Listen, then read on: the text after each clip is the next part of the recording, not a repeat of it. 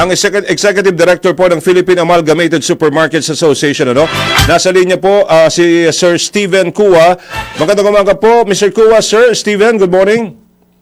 Good morning, Joel. Yeah, sorry po, napakaagang tawag namin. Napabalita lang ho kasi namin dito. Ito pong ano po, yung pong usapin po ng itong pagtaas ng ng bilihin. Tama ba ako? Oo, magtataas po ba kayo ng presyo po ng inyong mga produkto? At kung ano po, bakit po? Bakit? Hello, sir? Nawala. Oo, nawala. Ayan, oo. Sige, hanapin muna natin, ha? O kasi nabalitaan nga po natin, mga kaibigan, yung nga po, yung... ano ba? O, ito nga po yun.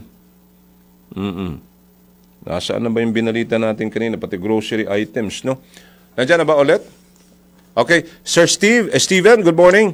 Once Yes. again. Sir, yung magtataas ba kayo ng presyo ng inyong mga produkto? At kung oo, bakit po? Well, dahil doon sa pagtaas ng sweldo, no? Hindi sa gasolina. Of course, gasolina, manufacturers may adjust their prices, no? Pero yun na, pagtaas ng sweldo, no choice. Talagang lahat ng negosyo magtataas ng presyo yan. Opo.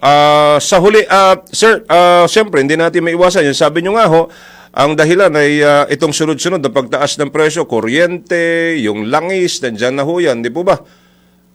Siyempre, kami naman, ng mga mamimili po, yung nga po, napapaisip din ho kami. Dahil ang problema nga ngayon, pati ho yung dagdag sahod,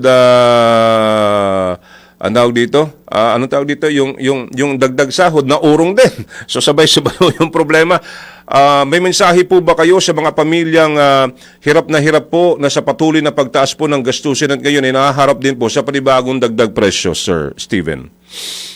Yes. Para maintindihan, para maintindihan nila. Gobyerno, no? Hindi sa private sector, no? Ang private sector has to stay alive. Natural, kailangan magdagdag ng presyo, diba? Alam mong mag-usap tayo sa consumers na mag-taste muna kayo, di ba?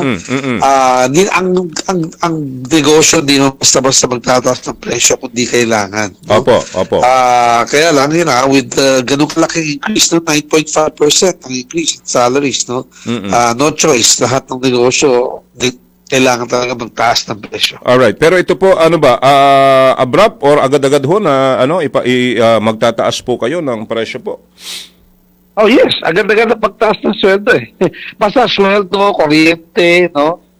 Taxes, no choice yan. Walang takas ng lahat ng negosyo. So, immediate ang effect na. Alright. Anyway, thank you for that, sir. Salamat po at pinagbigyan nyo kami kahit maikling oras. Thank you very much, Sir Steven Cua. Have a great day, Joel. Thank you so much. Alright.